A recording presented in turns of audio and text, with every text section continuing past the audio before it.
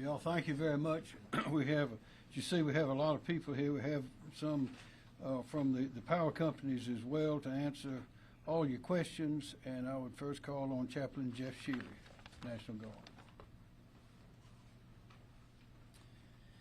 At this time, I want to invite the citizens of our state to unite in a time of prayer and reflection, each in our own tradition and convictions, as I pray for us all in mind. Blessed are you, O most gracious God, for you are merciful and you are just. We pray for all who are suffering the devastating impacts of Hurricane Helene. Take our anxiety and turn it into peace. Take our brokenness and our loss and give us strength and encouragement. Take our prayers and turn them into acts of compassion and mercy. And especially bless our state's leaders with your wisdom and inspire them to collaborate and to bring together the resources that you have given us, that we might serve our fellow citizens and offer them relief and wholeness. To you, O God, be all honor and glory, now and forever. Amen. Thank you, Chaplain. We appreciate that. And also our signer, Holly May, is with us today. First of all, I'd like to say we have had, unfortunately, we know we've had 4 deaths, storm-related so far. 2 were firefighters in Saluda County, and 2 were individuals in Newberry. We believe there'll be more, but they have not been confirmed, so we ask you keep all of those families and friends in your prayers. Helene is a strong storm, as we know, and we've had strong ones before. They're very difficult to predict, as you know, but our team is excellent. We've had a lot of experience in these things, so all of our assets were positioned in the proper places, and I'd issued the executive order allowing the loosening of various regulations to allow all the counties and state assets and municipal to work together very quickly, as we always do. These storms come in different varieties. Sometimes it's the water on the coast, sometimes it's the wind on the coast, sometimes it's both. Sometimes we have rivers flowing, overflowing. Sometimes we've had dams breaking. In Hugo 89, that was a lot worse than we expected. It went all the way to Charlotte, as you remember. In 2015, Joaquin had the flood where the dams broke. In 2018, Florence, of course, was, we thought that Horry County was going to be cut off by the water there with all that flooding that dissipated into the marsh, fortunately. But we prepared for all of those as we did this one and as we did the next one, and we also have tornadoes popping up. But one thing different about this one was that we knew it was going to hit the upstate harder than usual, and it really did. Fortunately, we were prepared. We had people positioned there, but we can't stop the waves, can't stop the rising water, can't stop the rivers, and certainly can't stop the trees from being uprooted when they've had days and days of rain before the storm got here. So we've got a lot of work to do, and because we have so many power outages this time, with the trees being uprooted and falling, we have probably more power outages than we've had, maybe ever. We don't know, but we've had a lot of them before, and they always take a lot of time to repair. And this one is going to be no exception. So we ask everybody to have patience. It takes time. We have cellular towers that are out this time as well. So, but we do have the emergency signals are working. But we'll be getting to all of those assets as quickly as possible. But the crews are working around the clock to restore power. Again, it's going to take time. And we ask people, please, to be careful on those highways. Be careful. We got a lot of electrical lines are down. You can get hurt very badly with those, and also the roads. Again, we're going to be cutting and tossing, is what they call it, as quickly as possible to get the roads cleared. But there's going to be debris and logs and limbs on the sides of the roads, squeezing those roads, some of them for some time till we can get it all taken out of the way. So this is one that's going to take some patience because we have so much power that's out, and we have the executives from the power companies here to provide more details on that for the people. Now I'd like to ask John Quagliarello, the National Weather Service, to provide some details. Thank you, Governor. John Quagliarello with the National Weather Service. I'd just like to start by saying the storm is weighing heavily on all of us at the National Weather Service as we hear reports of all the damage and fatalities that have resulted. Helene is now a tropical depression. It's located about 125 miles south-southeast of Louisville, Kentucky. The winds associated with it are about 45 miles an hour. It's still moving pretty quickly to the north-northwest, about 28 miles an hour. So that's good news in the sense that the impacts here to the state will be reduced at this point. We've already seen the heaviest rain bands depart the state, and with that, the threat of any tornadoes. There's still some lingering flooding, which I'll discuss here momentarily. The one thing we do need to be concerned with is additional gusty winds, potentially through much of the day tomorrow. So wind gusts up around 40 miles an hour or so is certainly still possible. So just be cautious when you're out there, doing any kind of cleanup. In terms of the storm itself, impacts really began several days ago when heavy rainfall developed in the upstate of South Carolina, well in advance of Helene.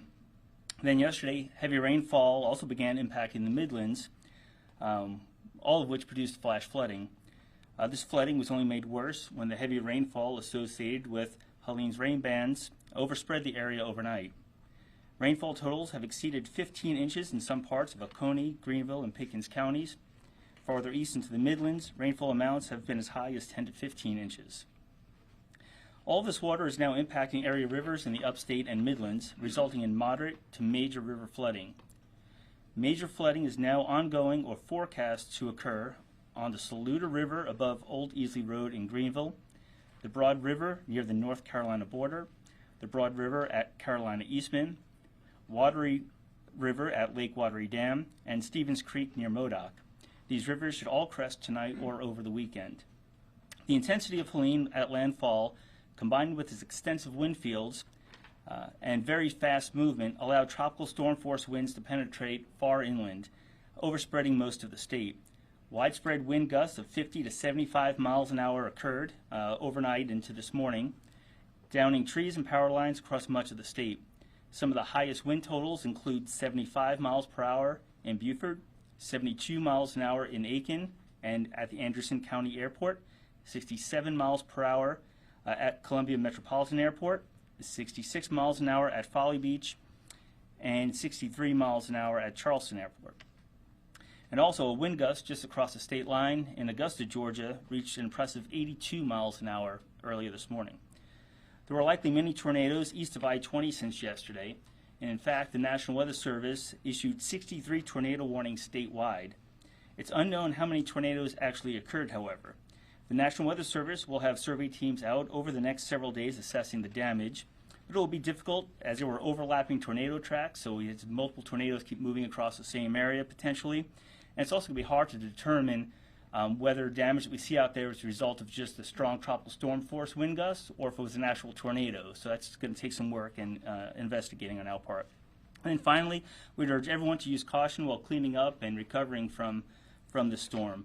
Post-storm fatalities can sometimes be as high as fatalities directly related to the storm itself. So in South Carolina, looking back over the past 10 years or so, I think we see just as many post-storm related fatalities as we do fatalities from the storm. So with that, just please be careful. Thank you. Thank you, John. Secretary Powell. Thank you, Governor. SCDOT has been actively responding to Helene. We have 2,300 employees that are currently working on 24-hour operations that began at 8 a.m. yesterday. As the winds were at Tropical Force Storm, we had to suspend operations as that was going on. So our crews, as soon as the winds have gotten down past Tropical Storm mode, force winds have been going out and beginning the cut and toss operation to start clearing roadways. Our priority will be focused first on our interstate corridors. Then second priority will be critical corridors like where a hospital is located. Then we'll start looking at the primary routes. That's a U.S. route like a U.S. 29 or SC 81. And then we'll start working on the neighborhood streets. Trees that are entangled in power lines, we will have to wait to our friends in the utility industry to help us get those power lines disentangled from the trees, and then we can kind of work on those roads from there. We expect this to be a multi-day operation. We, in advance of the storm, moved 9 crews into the upstate. We are preparing now to move an additional 7 crews, and we'll continue to evaluate that as we get a better sense of the damages. We also have 30 contractor debris removal crews that are coming on the ground as well to help expedite that cut and toss operation. We ask residents to limit their travel during this time, but also to have patience as we do this operation with our partners in the utilities and local governments at DOT. Give the crews space as they do their job out in the field as we get this resolved. But know that the men and women of SCDOT are committed to getting South Carolina back to normal as quickly as possible. Thank you. Thanks, Secretary Powell. Director Kim Stinson, the South Carolina Emergency Management Division. Thank you, sir. Kim Stinson, State Emergency Management Division. The State Emergency Operations Center is at OPCON 1, which is our highest readiness state. Priorities here at the State Emergency Operations Center are maintaining communications, road clearing, and power restoration. We have deployed some of our regional personnel to assist with authorities, and that will be increased as we move into the next 24-hour period. We continue to closely coordinate with county emergency management officials and began conference calls earlier this week to identify any unmet needs. Currently, there's 11 counties at operating condition 1, which is the highest level of alert, 23 at operating condition 2, which is an enhanced level of awareness, and 12 at OPCON 3, which is steady state. County primary focus currently includes search and rescue operations, possible local evacuations, sheltering, communications restoration, and road clearing. We do not have right now currently definitive damage assessment data. That's being done now, but almost all counties are reporting trees blocking roads, power lines down, and residential damage. And they're just able today, probably around noon or so, to get out into many of those areas to just start to look and survey the damage. So it's going to take some time to do that. We do have communications with all 46 counties from here. And today in South Carolina, county governments were closed in 14 counties with another 21 counties on delay. In the logistics area, we have our general logistics, transportation, and commodities contracts on standby. We've had so far 72 logistics requests, of which 25 have been completed and 47 are in progress. And the requests range from shelter support to debris clearance. We're also requesting search and rescue teams from both the federal government and from other states under the Emergency Management Assistance Compact. On the federal side, we have an embedded federal FEMA liaison officer here at the State Emergency Operations Center, and our federal coordinating officer for this particular event is en route to this area. Request for federal emergency declaration for direct federal assistance and emergency protective measures, which allows limited reimbursement short of a major disaster declaration, was approved last night. And as the storm moves South Carolina, residents must continue to be aware of the possible dangers. We've already talked about some of them. All of us must stay vigilant as the high waters, rather at the high winds and the flooding continue. In particular, staying away from flooded areas is very important, and avoid taking any unnecessary risks. It is also very important to stay connected with reliable sources for updates. Misinformation can be as dangerous as a storm itself, so please rely on those official channels, including your local emergency management offices for accurate information. And then lastly, our website at scemd.org and also our South Carolina Emergency Manager app are excellent sources of information. Thank you, sir. Thank you. General Van McCarty, South Carolina National Guard. Major General Van McCarty. Currently, we have approximately 115 soldiers on state active duty. Those initial soldiers were brought on to support rescue operations if we needed that in the western part of the state, primarily with the use of high water vehicles. We're currently transitioning to a recovery effort, bringing on engineer assets that will be working with the Department of Transportation to help clear the roadways. We're in good shape as it relates to our aviation assets. We have 2 helicopters that are currently available to support HART operations. That's the helicopter aquatic rescue teams. We also have heavy lift helicopters if we have to move commodities. We'll be assessing the need to bring in additional assets from other states or the ability to assess to bring in assets off of active duty. Right now, the National Guard here in South Carolina is in great shape to support recovery operations. Thank you, General. Director Robert Wood, South Carolina Department of Public Safety. Thank you, Governor. Rob Woods, Director of South Carolina Department of Public Safety. Currently, SCDPS has 236 Highway Patrol troopers and state transport police officers assigned to the traffic incident portion of the response. Most of those traffic incidents at this point have been either collisions or trees in the roadway. We'll have 152 officers and troopers assigned to the night shift tonight. Just to give you an idea as to what our calls for service volumes look like over the first operational period, which was 6 p.m. last night till 6 a.m. this morning, we had 1,279 calls for service. And again, the vast majority of those were either collisions or trees in the roadway. That compares to 519 during the same period of time last year. I just want to leave you with a couple of traffic safety recommendations as we move forward. Of course, where there is flooding, avoid going across flooded roadways. Look out for downed trees and power lines. Don't drive around barricades where you see barricades that have been positioned. And then lastly, of course, we've got a lot of traffic signals with the power being out that are not working. If you come up on a traffic signal that's not working, treat that just like you would a four-way stop.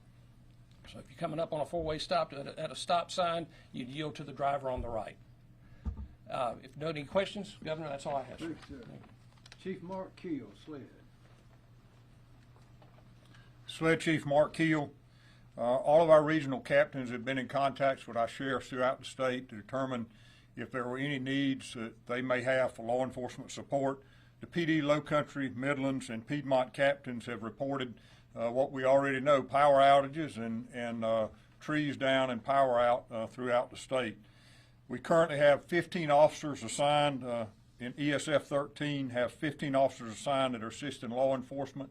Those are in Aiken County, Lancaster County, and here in Richland County.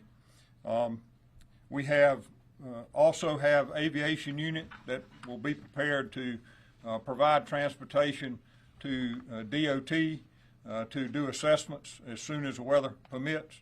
And we're staying in contact with all of our law enforcement partners as we anticipate that as recovery goes on, that they will be requesting assistance for patrol and for additional support to backfill those shifts. That's all I have at this time. Thank you, Chief. Director Mike Leach, Department of Social Services. Good afternoon, Governor. Mike Leach, Department of Social Services. Our mass care teams, county emergency teams, volunteer organizations, partners such as Red Cross and Salvation Army are working side by side with our counties to support shelters for those displaced by the storm. Our agency is continuing to support our everyday mission for South Carolina's most vulnerable populations. Currently, South Carolina has 6 open shelters, 1 shelter in Lawrence County, 1 in Orangeburg County, 1 in Oconee County, 1 in Pickens County, 1 in Saluda County, and 1 in Spartanburg County. We are prepared to open more locations at county requests as they assess damages to people's homes and find displaced populations. Likely there will be additional shelters opening over the next 24 to 48 hours, so please check with your local emergency managers or go to www.scemd.org or download the SC Emergency Manager app to find a location near you. We do have a few counties who are in the process of identifying locations to support affected citizens by power outages, so please check back on the SCEMD's website when they do open. Thank you. Thank you, Michael Leach. State Fire Marshal Jonathan Jones. Good afternoon, State Fire Marshal Jonathan Jones. All 6 of our South Carolina urban search and rescue teams are currently operating in the upstate. Our firefighter mobilization system, which is a statewide mutual aid system, has filled requests for swift water rescue teams in upstate counties. And we're also working to fill resource requests for additional fire engines and crews to supplement local fire departments in upstate counties. We've requested, as Director Stinson mentioned, additional urban search and rescue teams from other states through the Emergency Management Assistance Compact and through the federal urban search and rescue system through FEMA.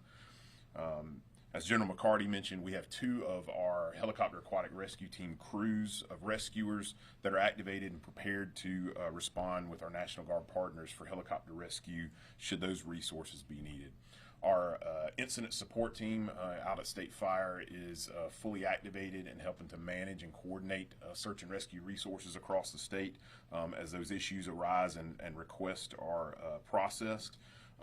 And as we're experiencing large areas with power loss, I want to share some important information about generator safety and candle safety. First of all, and I can't reiterate this enough, never run a generator inside your home. If you're using a portable generator, please make sure that you have either battery operated or battery backed up carbon monoxide alarms in your home. Before refueling a generator, please shut down the generator and allow it to cool. And make sure that you keep the generator at least 20 feet from doors, windows, and vent openings, because carbon monoxide can make its way into the home even when the generator is outside if it's near openings into your home. Never use a generator in an attached garage, because again, carbon monoxide can build up and work its way from the attached garage into your home. If you're going to use candles for auxiliary lighting, first of all, make sure you check your smoke alarms before lighting any candles and make sure that those smoke alarms are working. Never leave those candles unattended. Consider using battery-operated flameless candles or flashlights for emergency lighting, and make sure that if you use candles, you place them in a sturdy candle holder on a flat surface to prevent any type of fire. Thank you. Thank you, Chief. Director Andrew Bateman, Office of Regulatory Staff. Thank you, Governor. Andrew Bateman, South Carolina Office of Regulatory Staff. This was a large storm with significant amounts of rain and wind. As of earlier this afternoon, the state had approximately 1.25 million power outages. The top 3 counties in the state for power outages were Greenville, Spartanburg, and Lexington. The South Carolina Office of Regulatory Staff is actively working with other state agencies and utilities in the state in an effort to effectively and quickly and safely restore power. Thank you, Governor McMaster. Thank you. President Keller Kassam, Dominion and Energy. Keller Kassam, Dominion Energy. This hurricane was different than most. Most of them go up the Atlantic. They put all the energy out into the Atlantic, and all the rain comes in from the coast. This one unbelievably went up. It was supposed to go through Atlanta, the eye. It came closer to Augusta. It threw all of its energy to the east, and that's why we have the number of outages that we have, mainly from shear force winds, taking down trees, and causing structural damage. I have to say to my fellow South Carolinians, do not go near a down power line. In addition to that, if you're not experienced with a chainsaw, don't use it. If you go to cut trees that are caught up in telecommunications or power lines, they're under tension.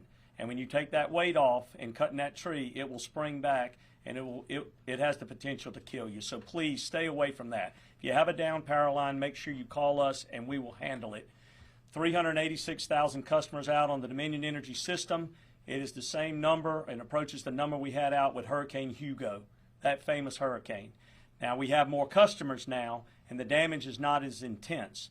We've got 4 helicopters that are up in the air. 2 of them have the long saws on them, so we'll work transmission first, because there's no need to, we'll focus on distribution, but we work transmission first. We have to get it energized. Then we can bring power to the substations in your neighborhood and then get your distribution going from there. You will be frustrated as this goes. Tomorrow it's going to be 86 degrees and clear. And you're going to say, why can't I watch the football game? Why can't I go out and my life get back to normal? And life's not going to be back to normal until probably the middle of next week from a power standpoint, just because of the sheer damage that we have.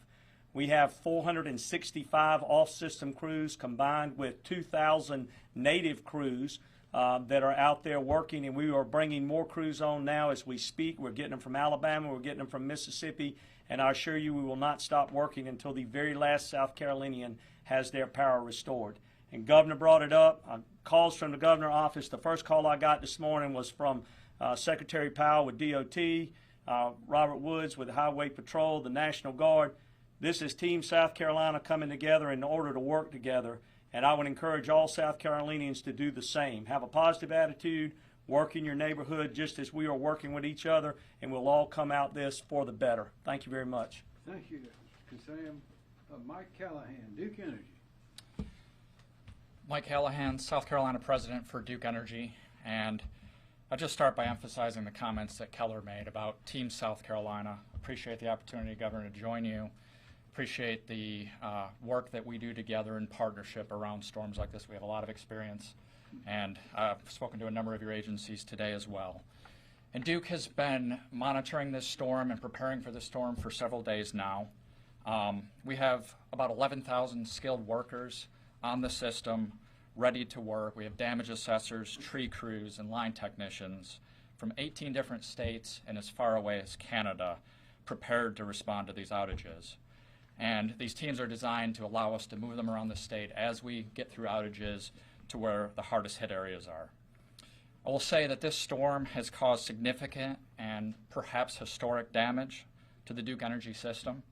In counties like Greenville, Spartanburg, and Anderson, we had nearly 100% of our customers that experienced an outage. And based on our initial damage assessments, we know that we will have customers out for several days, similar to what Keller mentioned for the Dominion Energy system. As of noon today, we had about 633,000 customers still without power, but we have already begun those restorations and have gotten ahead of 77,000 customers already restored as the system has moved out and as it allows us to do so safely. I will close by saying we know how disruptive a storm like this is to our customers. We understand that electricity is essential to your daily lives, and we are fully prepared to respond as quickly and as safely as we can, and we will not stop until every customer has been restored. So, thank you. Thanks, Mr. Callahan. CEO Jimmy State and Santee Cook.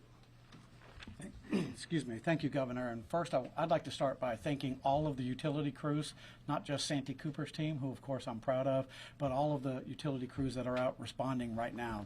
It's important during these types of emergencies that they work safely, and they have to date, and so we look forward to that. We started preparing for this storm earlier this week, began bringing in additional crews from out of state to help us, and we deployed those folks throughout the system. We started seeing the first level of damages yesterday afternoon. We were able to deploy our crews, and they worked overnight safely and continued to restore service. But just to give you an idea of where we are from a generating perspective, all of our generating units are working the way that we expected to. I will tell you the team in Anderson County had to cut their way into the Rainey station, but they successfully made it. On the transmission front, you all know that Santee Cooper has a very extensive electric transmission system throughout the state. It's what enables us to serve municipalities and mostly the cooperatives in the state. That has been the most impacted by this storm. So we have had 48 transmission lines impacted, and that is about 116 delivery points to municipals and cooperatives across the state.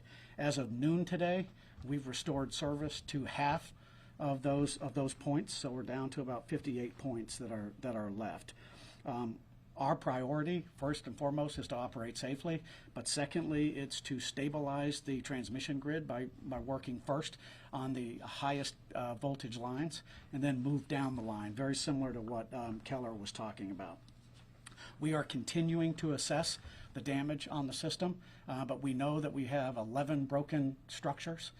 We have 4 helicopters in the air. 2 of those are equipped with the long saws that Keller talked about so that we can immediately get the trees off the line and begin restoring service as quickly as possible.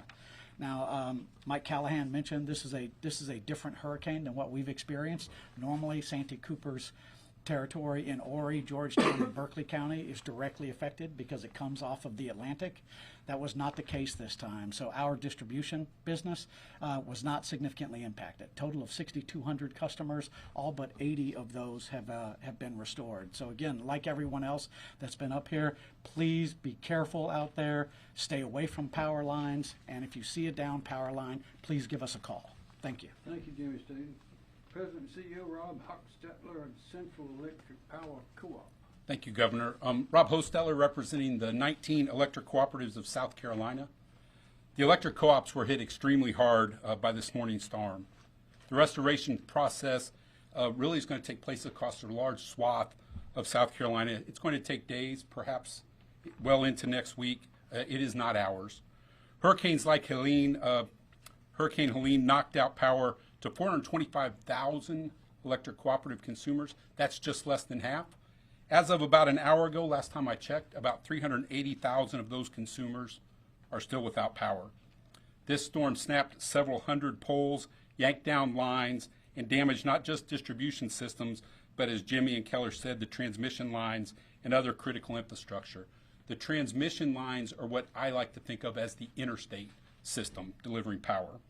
As a result, dozens of substations, delivery points that Jimmy calls them, those are like the exits off of the interstate, are without power and out of commission. And so we've got to get the interstate, the transmission system running, and then the delivery points back up. For some of our co-ops, particularly those in the upstate and along South Carolina's western border, our folks are on the ground are saying this is the most destructive storm they've ever seen. Some of those people have worked for 40 years in the business. They've been through the 2014 ice storm, through Hurricane Hugo in '89, and they're saying again, this is the worst they've ever seen. A handful of our co-ops saw almost their entire system drop off. 98% of their consumers were without power early this morning. We're in the early process of assessing the damage, but it's substantial. It's bad. We are still early in the process, but we have co-op crews working across the state to restore power. We've called in help from places across the country, mostly in the southeast. We expect to be working around the clock this weekend and well into next week to restore power. Keep in mind, our co-ops serve some of the most rural areas and rugged parts of the state. In order to safely restore power, our crews have to inspect every mile of line, and that takes time, so please be patient. Our materials and equipment suppliers, just like our crews, are having to cut their way in and cut their way out to get equipment to the places it needs to be. It takes time to do this safely. Just this morning, we had trees fall on 2 trucks that were out trying to restore power. Luckily, the people were safe, but that tells you just how safe we need to be. The workers were okay in both cases. We're still early in the restoration process. We're going to work until the power is back on, and we need your help. Please be patient. Please be understanding with the folks that are out working. They're doing everything. We are doing everything we can. And finally, I'll end with this. I want to thank everyone behind me, particularly Office of ORS, Keller, Jimmy, Mike. It takes all of us working together. So thank you, everyone. Thank you. Also, finally, Director Myra Reese, South Carolina Department of Environmental Services. All right. Thank you, Governor. The team at Department of Environmental Services is working very closely with all of our state agencies and with county officials, and I wanted to share some of our priorities that we're looking at. Beginning with dams, we continue to be in very close communication with our county emergency managers. They've been provided our dam safety program hotline number and also our emergency response phone number as a backup way to contact us. They also have access to all of our emergency action plans for dams in their area, and that's so important to provide the details. What are those worst case scenarios if we were to have a breach? Who could potentially be impacted and who needs to be notified? We actually received 7 calls to our hotline to date, and I'm happy to say at this time no breaches have been reported, although because of the huge amount of flow and precipitation, we have had some reports of overtopping and significant flows. We also are planning our post-storm inspections for dams that will begin either this afternoon or tomorrow. That's the high hazard dams that received more than 8 inches of precipitation. and we want to make sure that we're getting out there and deploying as soon as it's safe to do so, and look at those assessments to see if we have any necessary actions. One thing that I will say this, that based on that trigger level, we'll be assessing more than 200 dams over the next couple of days.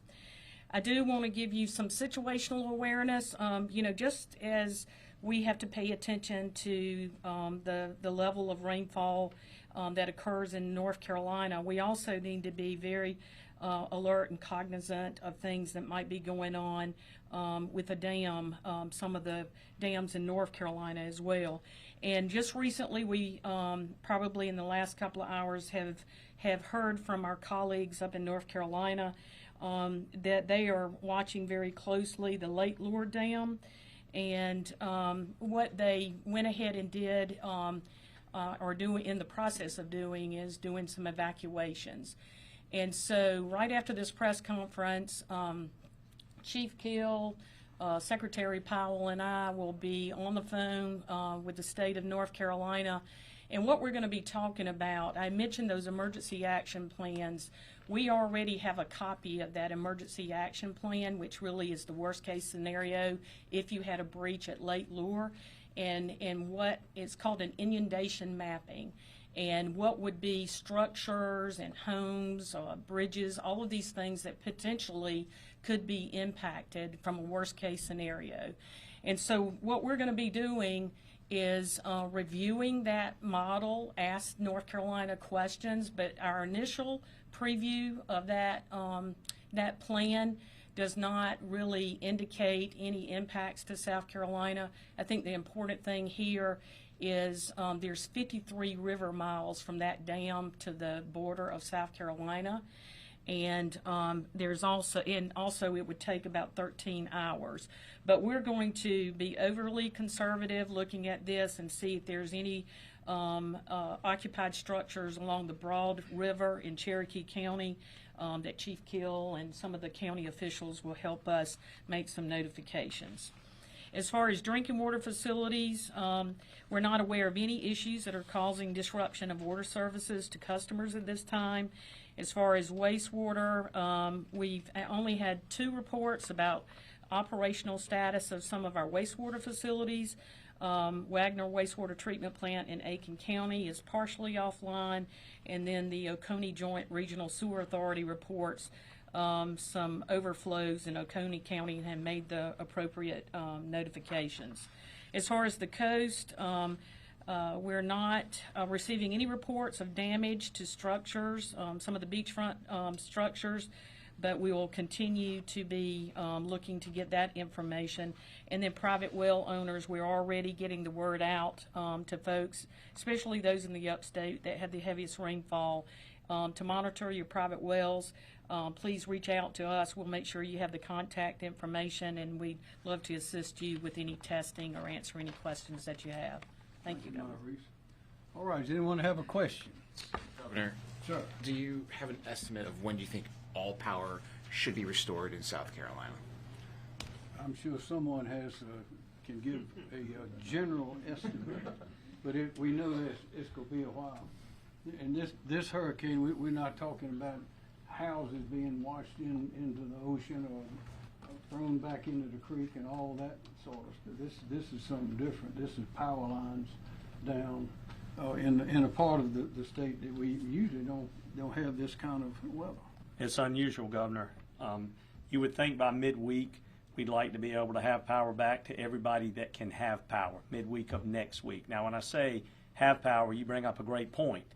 If your weatherhead, your service going to your house, has been pulled off your house because of a tree, and it's the service line going to your house, you need to call a qualified electrician to come back and repair that weatherhead as well as your meter can, and then we'll come back and put your line up.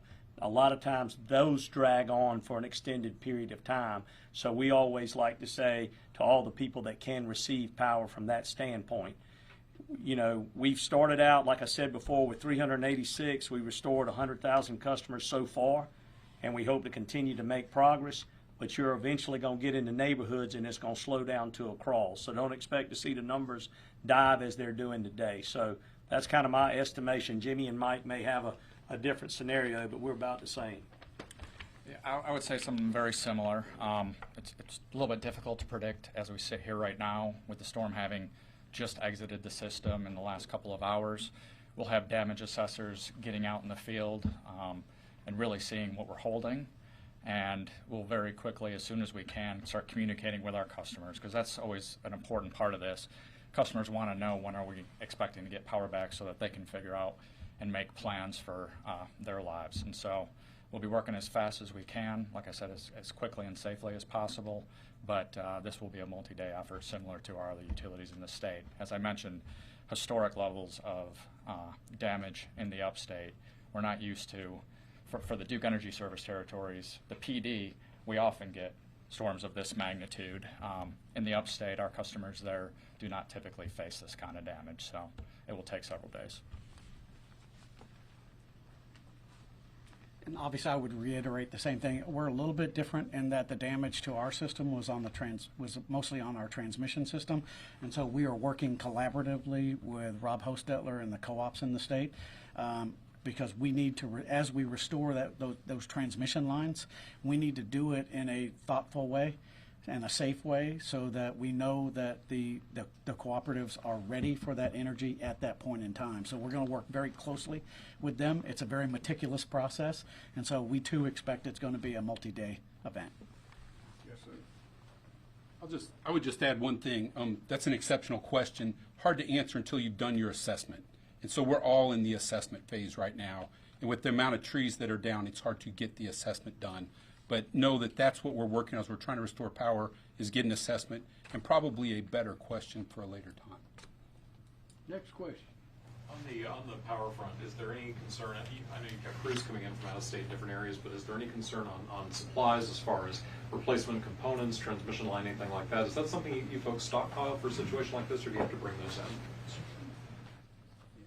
We do. We have what we call our storm kits. And so we go ahead and they're palletized. They're in our storeroom. They're set off to the side. We plan for this 365 days out of the year. And so they are quickly put on, has the very common fuses, wire, repair fittings, the whole 9 yards. They're already palletized, put on the 18-wheelers, head out of Columbia from our main storeroom and go to all of the crew quarters that we have throughout South Carolina. That's just experience that we've gained, and that really helps us from that standpoint. So not concerned about material at this point. And I would say the same for Duke Energy. You know, when we come into hurricane season, we know it's likely we're going to get hit somewhere, and so we make sure that we have the materials and supplies that we need to respond to that. And at this point, not aware of any issues, but we'll continue to keep people posted. Same story. Same story. We have the material, all the material that we need. We've been doing a lot of consistent work on our transmission lines, and so we have a lot of that material available. Like these guys, we plan for storms, and so we will not have a material issue. Any more? Yeah, super quick. Co-ops, same way. The one thing the co-ops have done, though, co-ops cooperate, and that's how they gain scope and scale, and they own a supply company that's located right here in Columbia. So the supply company has plenty of supplies. Next question. Governor, do you have any more details on you mentioned the 4 deaths, but exactly the situation surrounding those deaths? As far as we're able to tell at this point, all 4 deaths are traffic related. Of course, you know, there's still investigations that are ongoing with regard to those, but we're confident in saying they were traffic related. Question for Kim. When you talk about communication losses in some of these counties, I know you said that you guys are in contact with them, but are we talking about cell phone towers being down? What's going on there? Like, we've got the landlines we can talk to. We've got our local government radio if we need to. So we're in pretty good shape in terms of talking one-on-one with the counties. But internally, many of the cell towers lacking power. The generators, in some cases, where they have them, you know, potentially could need to be refilled and that sort of thing. So there's certain issues there, but we're getting there, I think. Are any counties cut off essentially? No, I don't think so.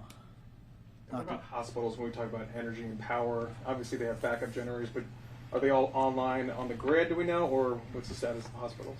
Dr. Sewell? Dr. Ed Simmer, Interim Director, South Carolina Department of Public Health. Right now we have 6 hospitals that are running on generator power because their power is out. All of them are able to provide necessary services on those generators. We have no current issues, although we are in very close contact with them. We also have a number of nursing homes and assisted livings, again, that are without power, but are running on generator and are providing care to their patients. That's part of what we do when we license them and we inspect them, is we check to make sure they have a good emergency plan, that they have working generators. So they are very well prepared and they are functioning normally at this time. Where are those hospitals? Which hospitals can you say? I can get you a list probably afterwards, but I do have a list I can send you.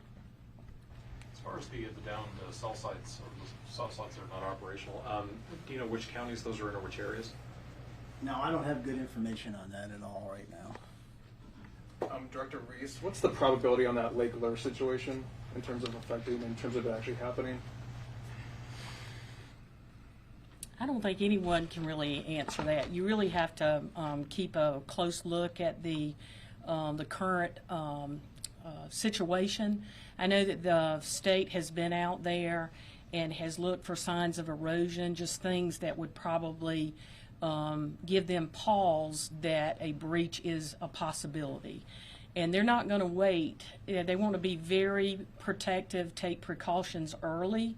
And it may be a situation that they can go in and reinforce that dam, and it goes on a list to be repaired, or it may, give them more confidence that, yeah, we need to keep this evacuation current for a longer time. So I'm sure the state of North Carolina is on top of it, and certainly we'll be having those kind of conversations with them. When it comes to those Cherokee County notifications, are those notifications to evacuate, or are those just letting folks know that there could be a problem? I think what we'll do is we'll get a better sense of the specific situation. We just very quickly pulled that plan out, and I think we identified about 15 probably homes along the Broad River, and they're probably already being vigilant and alert because of the floods. And John had mentioned something to me that the Broad River is going to crest tonight, which that would be a good thing if we were to have a problem with this dam. And there's no guarantee that the entire impoundment would breach and release water. It could be a partial breach. There are just so many different factors with it. Next question. Governor, in past storms, you've directly addressed South Carolinians from that podium before the storm hits. Why didn't that happen in this case? There was a lot of information. There's a lot of information out. Everyone was on alert, and it was very much covered in the news. But from that podium in this specific setting, like with Debbie, for instance. Well, we were satisfied that the information was out. Did the trek surprise you? For John Q, for Governor McMaster, is that? Yeah, we thought it was going to go more towards Atlanta, but these things are unpredictable. There was I can't remember which year it was or which hurricane, but it was coming right straight at us, and then it zipped out into the Atlantic. And others have come towards us and then turned and go to North Carolina. This one was headed slightly away and then turned right into us when it got inland. And that turn happened overnight, right? Yes. Yeah, it was.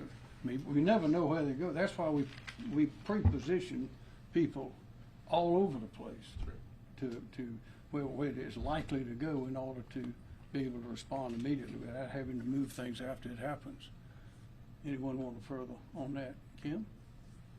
Well, actually, one of the biggest success stories we've had is with the Swiftwater rescue teams. And maybe Chief Jones can talk about that. But years ago, we did not do too much in the way of pre-positioning anything. We waited for the call. So maybe Chief Jones, you could see what you've revolutionized. Thank you. Yeah, from the search and rescue perspective, we really lean on the counties to express to us what they anticipate their needs are. And so this being honestly a very different storm than what we have encountered in the past. Usually it's the upstate fire departments and search and rescue teams from those upstate counties that are sending help to the coast. And this time it was the coast sending help to the upstate. So we are in constant communication with the counties of what their anticipated needs are. We have a very robust fire service in South Carolina and search and rescue program in South Carolina. And so all of those teams are in play. And as I mentioned, in this case, all of our teams are in play, and we anticipate needing more help. So we've reached out to other states to provide search and rescue assistance. I was on the phone just earlier with the state of Louisiana, who we have gone repeatedly to help. And they're in the process of rostering search and rescue teams to send to help us in Louisiana, here in South Carolina. As we anticipate, this is going to be an ongoing operation, as they have to get to every house that has a tree on and make sure the people are okay, be able to provide stabilization to structures that may be unstable, and those sorts of situations. Fortunately, there wasn't as much of a need for swift water in this storm as honestly we anticipated. The wind damage honestly was very, very impactful, and so that's been widespread across, especially the upstate. But we've got all of those teams now positioned, stood up, and they're operating in the upstate. One final point: you see all these different entities, public and private. You see how closely we all work together. But it's for that reason to allow, and that's a great thing. We call it Team South Carolina. But in order to allow, to facilitate the ease of working together, to eliminate any sort of log jams or technicalities, that's why I issued that executive order, that emergency declaration on Wednesday for this very thing. And I want to thank all of these people for working so closely together to minimize the damage. Any more questions? Director Leach, how many people are on shelters right now? There are 29 individuals in shelters at this point in time, but that number is changing every hour. But I think probably 35 has been our max at this point in time. Okay. Go ahead. That's all. Secretary Alex had a question. When it comes to road clearing crews, have you heard any information about areas that were hit the hardest, in terms that were almost like hard to get through, in terms of small towns and passable roads? Any areas that were really, really hit? So I think what we've seen is, kind of to what Governor said, Director Stinson said, we've been preparing for this event. So we actually the initial forecast track was saying heavy in the northwestern corner of the state, which is where is a heavy impact. We moved non-crews into that area as well. And then we've had folks at 24-hour operations. So we were positioned and ready for it. I think what we're dealing with right now, I think what the areas we seem to be reporting the highest amounts of trees down, Greenwood, Lawrence, Greenville, Spartanburg, Pickens County, those areas seem to be kind of the center of this. It tends to be a line basically from Gaffney down to Barnwell. If you go west, that seems to be our highest impacts in terms of road closures and trees down. Do you have any idea in terms of how many primary routes are still blocked, or are they all pretty much, is there anything you can point to? So right now we're focused on the interstate system is kind of our first order of operations right now. We have some trees down on I-85 and the upstate, I-26 north of here in Columbia. We're going to be focusing on that today, getting those cleared, and then we're going to shift over into the primary routes. And then that's already underway and clearing on that. But we kind of follow that hierarchy I talked about earlier about clear the interstates, primaries, and then our secondary roads. I have a question for you as well. In terms of the roads that are affected, are these sort of typical problem spots that storm to storm you guys keep going back to repair? So what I would say is this storm is a lot of tree debris in the roadway. So it's not road washouts necessarily we're having, or bridges that are having issues. So it's been much more of this, and I would say based on what we've heard from our power partners, we use the power company outages to track where we know we have issues on the roadway. This is an unprecedented amount of debris on the roadway, so we're going to be working at it. But it is kind of across the upstate region. In general, are there efforts to continue to improve quality of roads for other storms that may have more flooding and damage like that, not debris? Yeah, in our 10-year plan, obviously when we upgrade a road, we're not building it back as it was, we're building it back better. So particularly on a bridge, we're planning for those flood events so that it's there in the future. So we build that effort to build our infrastructure in a better way where appropriate when we go and do a construction project. Okay, well, thank you very much, and we urge everybody to be patient and keep your neighbors in your prayers. Thank you.